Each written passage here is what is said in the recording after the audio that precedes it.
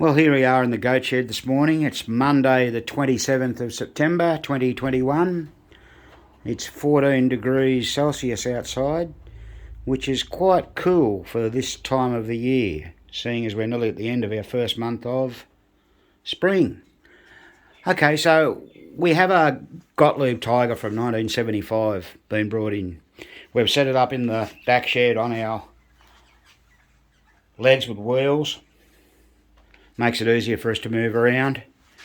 And what we do with a machine like this, we give it a visual inspection and we don't even bother turning it on. The owner has told us a couple of problems.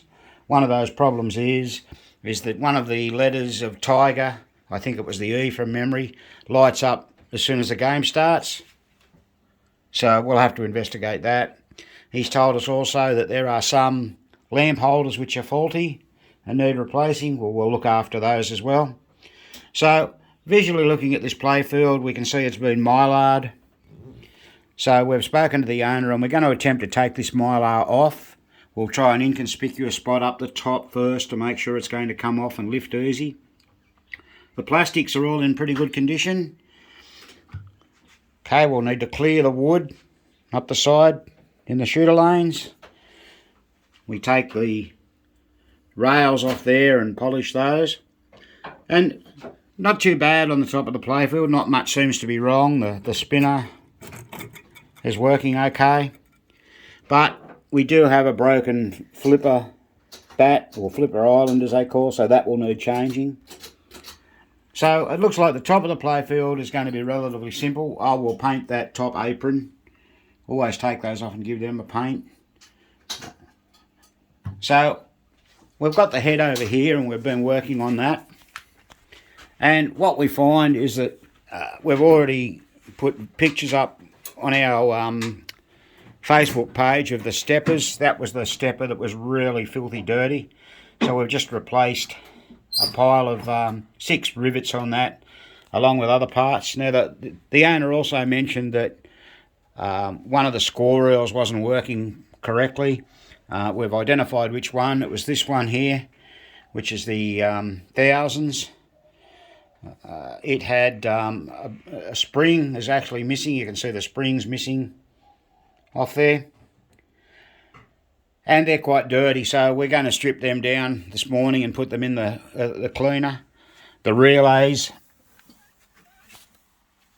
they're all going to need doing. Bit of a clean up. We'll fix all that up.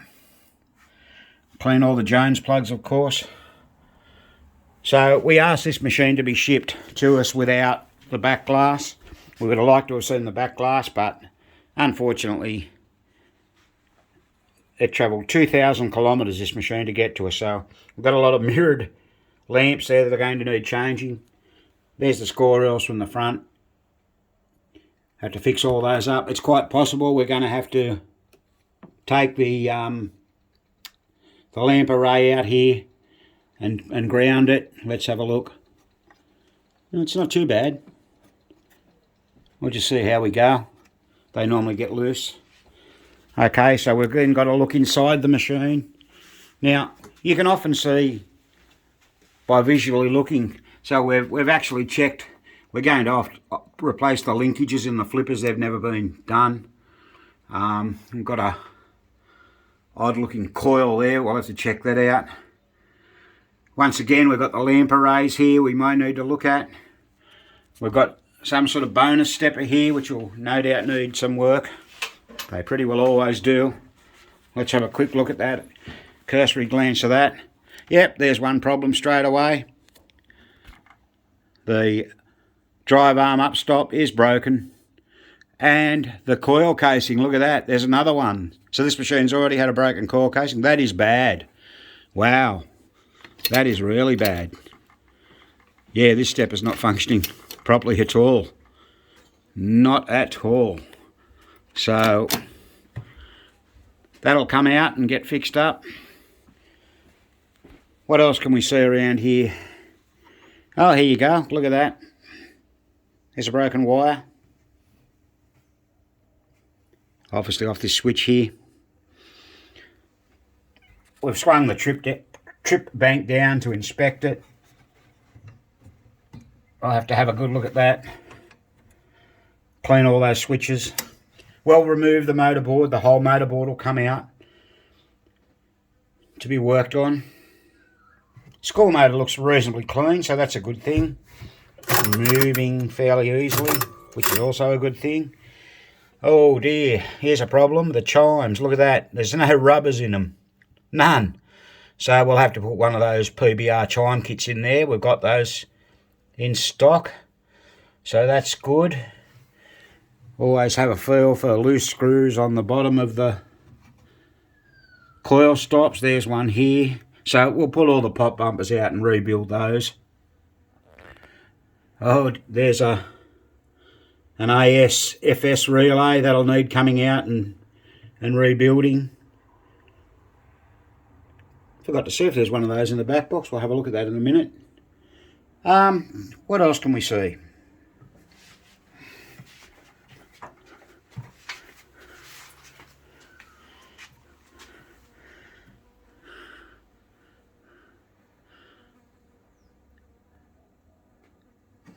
Yeah, I think I mentioned we'll probably we'll take those lamp arrays out and we'll ground each of those.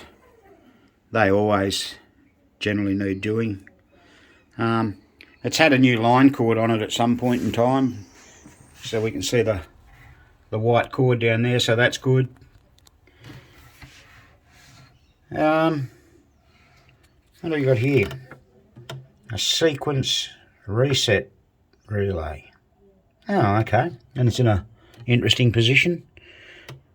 Now these machines were made for the Italian market. I forget exactly, made in 1975. I think around about 1,100 were produced. Not an awful lot. Yeah, we don't see many of these in Australia, but a chap I was chatting with over the weekend actually has one. To get the motorboard out, we'll just have to disconnect a few cables off there and we'll be right.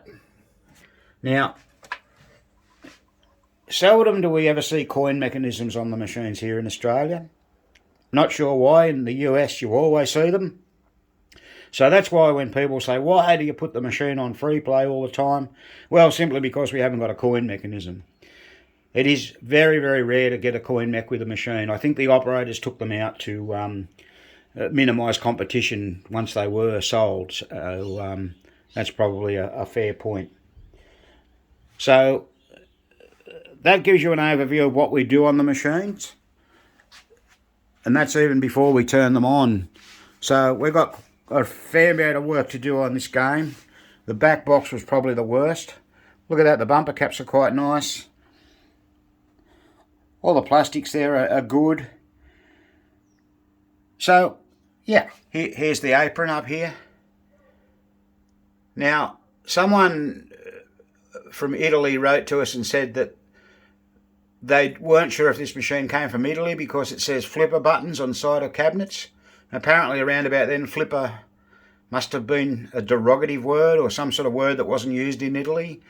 But I guess the apron has been changed at some point in time for whatever reason. It certainly doesn't look too bad. It's not too good, but it's not too bad. And on the front of the game we have the mondial. Can we see that? There it is. Manufactured for mondial, exclusively for export. Now I have a Aquarius game at home which says exactly the same thing on it. So there we go. That's basically what we do in the goat shed before we start a machine up. It's well worth you giving it a quick once over, a quick glance and seeing and looking for things. There's probably more stuff that I've missed, but when we get the playfield out we put it in the cradle and we work on it in the cradle. So it's hard to get the machines or not the machines, it's hard to do the mechs in the machine. That's why we like to move them. And besides, if you're old like me, you don't want to be bending over trying to fix motorboards. You end up with a bad back. So there we go. That's all we've got for you today from the Goat Shed. So please like and subscribe to our channel. And this has been another Goat Shed presentation.